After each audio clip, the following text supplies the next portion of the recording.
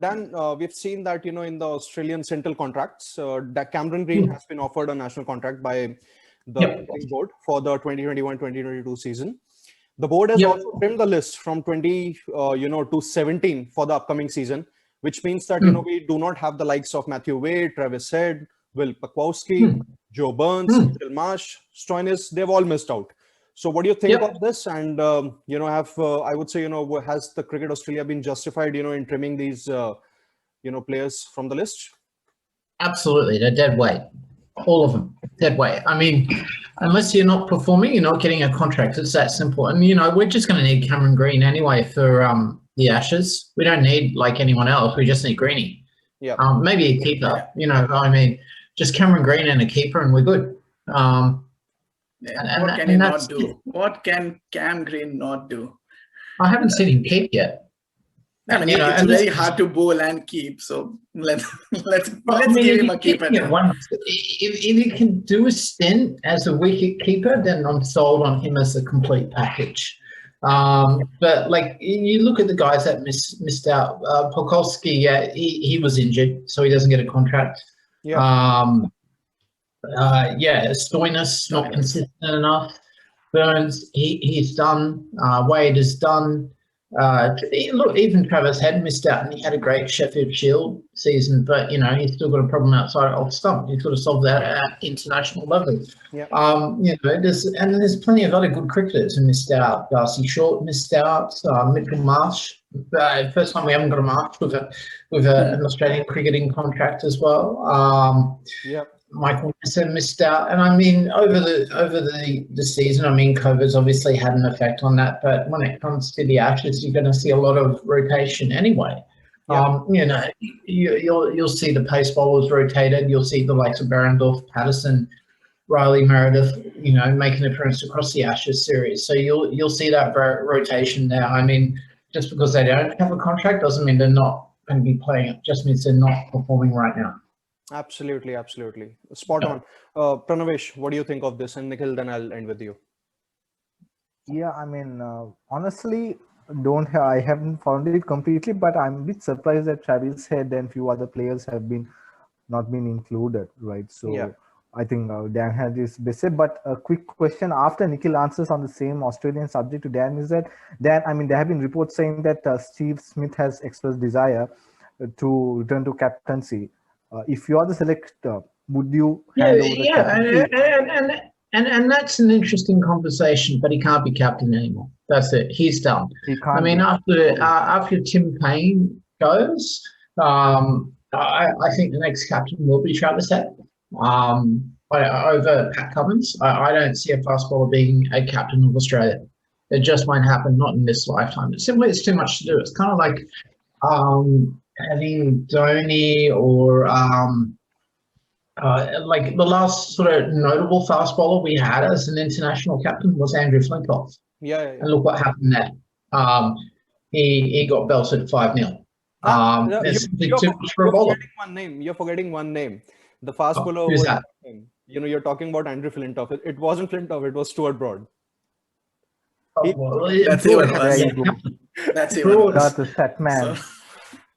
Broad has never been captaincy material. You're talking about definitely. Can you imagine, no disrespect to Stuart Broad, of course, but no, please disrespect Stuart Broad. He's a wuss. Do you know from whom he took over the captaincy? Wuss. He took over the captaincy from Paul Collingwood, the man who guided England to their T20 World Cup in 2010. Stuart Broad likes to think he's somebody, but at the end of the day, he's a wuss. When you put him under pressure in Australia, he goes to water. Couldn't survive the last tour of Australia. He melted in Perth and never saw him again. So I mean, he only sees Stuart Broad and Jimmy Anderson perform in England. Outside of that, they're all bark and no bite. No, I'm not going to say anything about James Anderson. For me, he's a please class bowler. Please do. I'm not going to say anything on that. He's going to be having a retirement lunch in Melbourne this year. Yeah, when England beat Australia in the Ashes, then no, not happening. Not happening. No, he's having his the James Anderson retirement dinner. It's going to be at the MCG on Boxing Day. Yeah, it's going to be a happy retirement. I know that. Happy retirement, mate. What's the Ashes? Again? Okay. Nikhil, your thoughts on the Australian central contracts? Yeah. I don't know. I mean, I think both Dan and Pranavesh, both of them touched on the important points of it. And like, I think, again, it's like a futuristic approach which Cricket Australia has gone with. Like the inclusion of Cam Green is probably the biggest sign of it. Right? Like they know who the future is and what they want to invest in. Yeah. And again, like Dan said, it's not that the players who are not given a contract, they're not going to be considered. But I always believe that if you don't earn the contract, then you are just a passenger anyway, right? So it's not, if you're not on the list, doesn't mean that you will not make it. Just means that you need to work harder. And yeah, I think that's a very justified list which they have put, considering the current economic situation as well and what's happening in the world. So correct. Overall, I would have maybe gone with the same setup, maybe add Travis Head into it because he has shown some improvement, and then there is like he could be a part of the future Australian lineup, right? But apart from that, I wouldn't change much. I think what they have is pretty solid, and I'm just going to put out, and I think Dan would agree with me on this. Cam Green could be the next captain after Tim Payne if he steps up and Tim Payne actually continues by the time he matures enough to take it up. But it's going to happen eventually, isn't it? I think the dark horse is Manus. No, he could be. Yeah, he's a good shot, actually. Yeah, he's a good shot as well. Yeah, I wouldn't mind him. He's one of those, he's pretty much like Steve Smith, isn't he? Like he's on the ball. He's like, he loves cricket. He's like one of those crazy people who's like always 24/7, 365 about cricket kind of thing. And I love those kind of people because they actually enjoy what they're doing, and that shows when Manas plays as well, right? So I wouldn't mind him to be the captain. Him or Cam Green, those would be my two picks if at all we're going that way. Yeah. All right. Who would you pick, Sidharth, just in case? Who would you pick? That's a very important question. I have made my choice, I think, very much clear. I think I said it in one of the earlier episodes. For me, Manas Labuschagne has to be Australia's next Test and ODI captain. In T20Is, I think you can possibly start with maybe someone like Cameron Green, or even Pat Cummins is also a good option, because that would mean that, he's not loaded too much with the captaincy thing. So yeah, Manas is definitely, I would say, your future captain. And I think I would suggest, Cricket Australia to go the Cricket South Africa way. How they appointed Graham Smith as their captain and someone, and he was their, leader for the next 8 to 10 years. So something I think, I would say, this is something that Cricket Australia can, I would say, take a leaf out of Cricket South Africa's book, make, appoint a young captain who can just be there for the next, 7 to 8 years. And that, that I would say, more or less reaps benefits. Something, we saw in case of, with Mahendra Singh Dhoni, Virat Kohli, and with other captains also. So yeah, I think appointing a young captain is possibly the way to go for Cricket Australia, I would say. Okay, so yeah, moving on. Pranavesh, I'm just going to leave the floor open for you. You can tell us whatever things, you want, because you have been up and close, with the Sri Lankan cricket.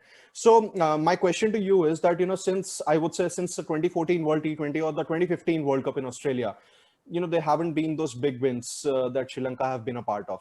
Yes, they've had those odd wins against India. Then you defeated England in the 2019 World Cup. Also, there was a Test series win in South Africa, which I would say, was a big achievement. I would say a massive achievement. But apart from that, there has been no consistency. The board has also faced a lot of issues, the corruption issues, and at the very same time, the senior players have also stepped up and said that, they haven't got a lot of support from the board and all of that stuff. So what do you think, what is actually ailing Sri Lankan cricket at the current moment? And secondly, I would say, let's say, if you have covered a few matches, what do you think, have there been changes in the Sri Lankan cricket setup since the appointment of Mickey Arthur and Grant Flower? So yeah, I would really like that, you show, you tell us, something about this. Right, that's all.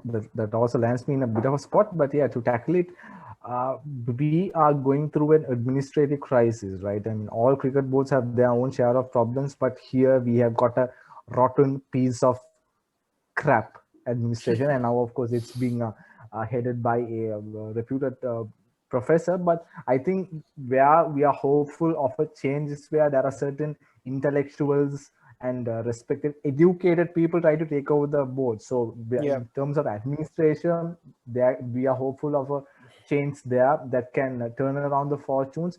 But when it comes to the performance, of course, I think sometimes beat the media, beat the coach, because of the pressure factor, we are tended to complicate the practical game cricket is.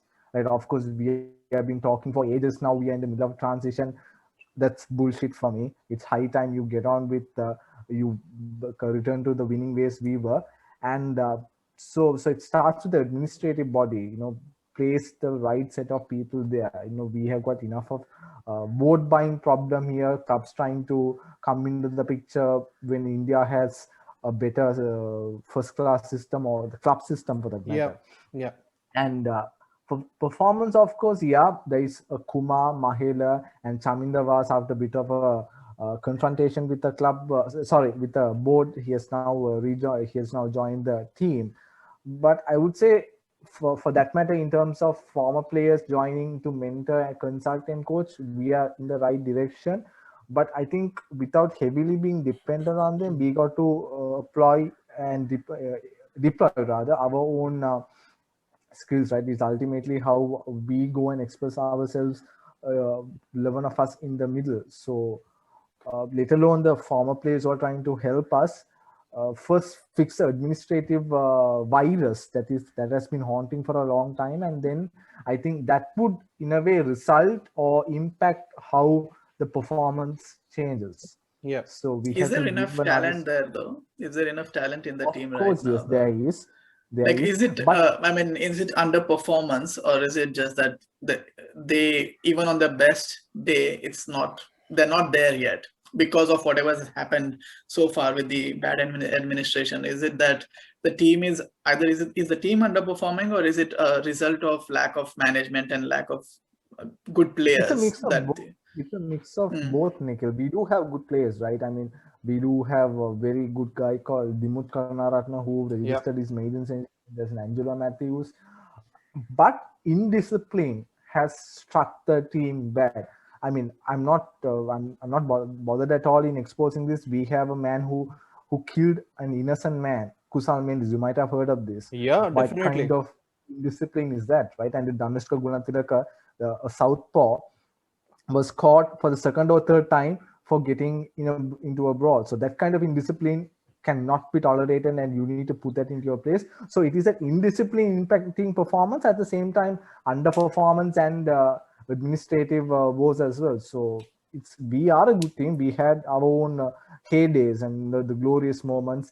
Good that Sidharth didn't pick on that we had it enough in the 2011 World Cup, but I'll give it to him now, since he spoke about 2014 World Cup. But we are a good team. We do have enough talent, but the basic things have to be set right. I don't want to complicate it, speaking of umpteen number of technicals. Administration first, and these days at the current setup, people like Aravinda De Silva, and there are a few other people who may be unknown in an international way, we can bounce back. Yeah. So, Pranavesh, before we end this, I just have a question for you. See, Dimut Karunaratne, I think if I'm not wrong, he's 33 or 34. So let's be very honest. I think he doesn't have those, good playing number of days ahead of him. He's not like that, 24 or 25-year-old. So that is where, my question lies for you. So let's say if Karunaratne, is there to just captain Sri Lanka for another couple of years, who do you think is possibly the, next potential candidate to replace him? Specifically in tests and ODIs, because I think in T20Is we might have Dasun Shanaka, captaining Sri Lanka for a bit more time. Yeah, to start with test, of course, I don't think I can even propose a name of Angelo Matthews, because he's older than Dimut, and he has got his own long list of injuries. He and injuries are Romeo and Juliet, right? So that is never going to work. But at the same time, I wouldn't mind proposing the name of Dhananjay De Silva, because even he has caught your attention. Yes. DDS. then I can't propose Dick Weller. So to answer your question accurately, I would say it could be either Dhananjay De Silva or Dasun Shanaka, but Dasun Shanaka has to be given more exposure in test level. So that is a test format. ODI, of course, I don't mind giving Angelo Matthews back again. He got that exposure in Sri Lanka's top 3, right? So it's fine. In test, I can't consider Niroshan Dickwella because he's I don't know. He has to first fix his wicket keeping problems, and then in and ODIs, most importantly, get to the 3-figure mark, which has been long waiting. Yes, just it's kidding. High time. It's high time, right? So so once, twice beaten, still not shy Dick Weller, but ODI, I would say I can consider, if I'm the selectors, I would still consider Angelo Matthews because he's got that exposure from the golden days of Sri Lanka cricket. And for test, of course, I'll first bring in Dasun Shanaka into the squad and then give it to see. I mean, sometimes it works, sometimes it doesn't. You need to have a bit of patience, and test, you got to be patient. Yeah, definitely. Yeah, that's good. That's good stuff. So Dan, I'm going to come to you for our last topic of this discussion. I think we've seen that the South African government has exercised its power to intervene in the running of the country's cricket association, the Cricket South Africa, leaving it to the face of its greatest crisis since the end of apartheid. So what do you have to say on this? And do you see South Africa possibly, I would say South Africa's participation in the next few World Cups in jeopardy? Yeah, absolutely. They're completely gone. So what we're going to do is we're going to divide up the South African players. So most of them will go play for WA in Perth.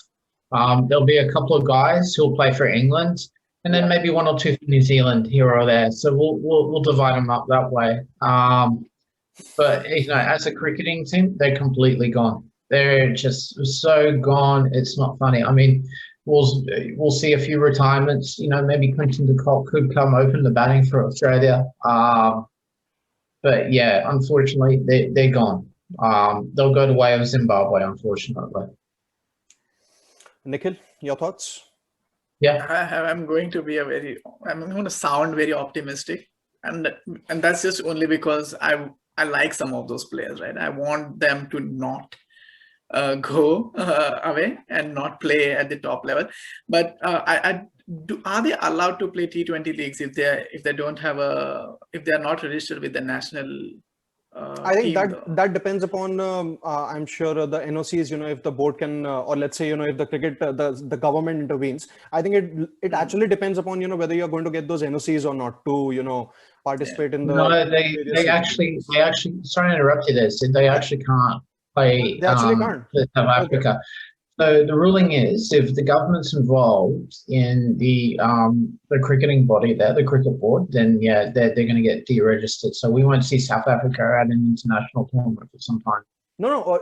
Nikhil was asking about the various T20 leagues, the domestic T20. Oh, the T20 leagues, yeah, sure. That should be fine. Yeah. I think that. Yeah. If that's the case, be fine. Then, as long as we don't miss out on like Rabada bowling. I mean, he's not even hit his prime yet, right? Like, if you want talent, right? All banter aside, like, those are genuine. There are many genuine talented players, right, in that setup. We don't want that to go wasted. I mean, I have zero connection with South African team. I don't care if they actually fold. But as a cricketing fan, you want the likes of de Kock, you want the likes of Rabada to be there, entertain you. That's what we watch the game for.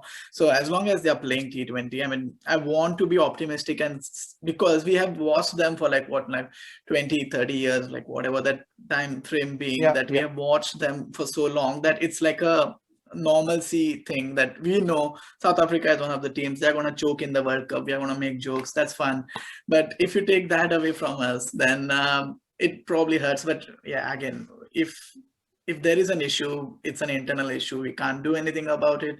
As long as the players play the T20 leagues, which is probably like every country has a T20 league now. So as long as they're playing there, I think I am fine as a fan. If they fold, that's fine. Okay. Pranavesh, your thoughts? Yeah, I think the Aussie in us has spoken a bit too much. Would you quickly repeat the question, Sidharth? Okay. So I'm saying that, do you see, with the South African Cricket South Africa in a lot of crisis? So do you see, Yeah. the cricket team's participation in the future international tournaments in jeopardy? It does have a threat. It does have a possibility, but I think Graham Smith is a lead and he has led South Africa to good and great wins. So he should not leave Proteas in peril, right? I mean, as I think Nikhil rightly said, they have good players. Rabada, of course, he are not struck form nor peak. And then there are good Decock. Since it's T20 these days, they got T20 specialists. Faf two places who abandons his side during when they are playing Pakistan, then joins IPL. It's irrational as that. So answering Sidharth's question, they should not. I hope and pray they should, because they are a good team. Whatever said and done, and they do choke at World Cups, but they should not. I think. I think cricket, my point of view here is that cricket needs a stronger South African team. We really, I think, need to see that, that Australia-South Africa cricket series. They were possibly the most enthralling, series in the early 2000s and late 90s, because South Africa was possibly the only team which was giving Australia a good fight. And then, there came a period from 2006 to 2015 where South Africa literally dominated Test cricket like anything. They won almost everywhere, I would say, and drew a couple of series in India, beat England in England. So yeah, I think, and also, beat Australia in Australia. So yeah, I would say cricket needs a stronger South African team, because you need a lot more competition. And I really hope, all these crises get solved, because as a fan, I would say, you want to see, South Africa do well at the international stage. Yes, there have been cases of South Africa not doing well, or let's say, choking at those crucial moments. But of course, if I have to talk about the professionalism at the level, at the level of cricket, that South Africa plays, it's unmatchable, I would say. So yeah, cricket needs a stronger South African team. Yes, agreed. All right, guys, that's about it. Pranavesh, thank you for joining us. It was a pleasure to have you. Yeah, Pranavesh, thanks for joining the team. Just before we finish up tonight, guys, just apologies to Shikhar Dhawan. Unfortunately, we've run out of time. I expected this. So we'll try again next week. So yeah, apologies to Shikhar Dhawan. You can have any say over him, Dan. I'm not bothered at all. He was supposed to join us. He was supposed to join us, actually.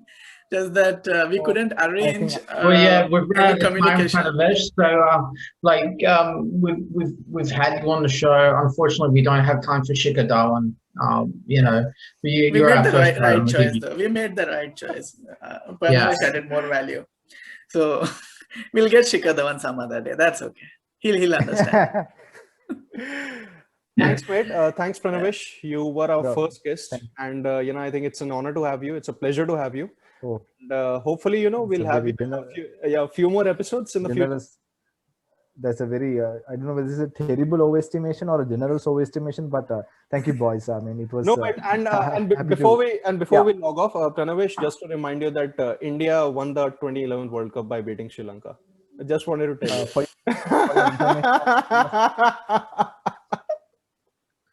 I would like to refer your own point to you, saying that you packing, man, and you remember how we kicked you out in the 2007 group stage, and people started pelting Dhoni, Sehwag, Sachin South were all pelted with stones. We don't have such fans. Time out, buddy. Don't bite.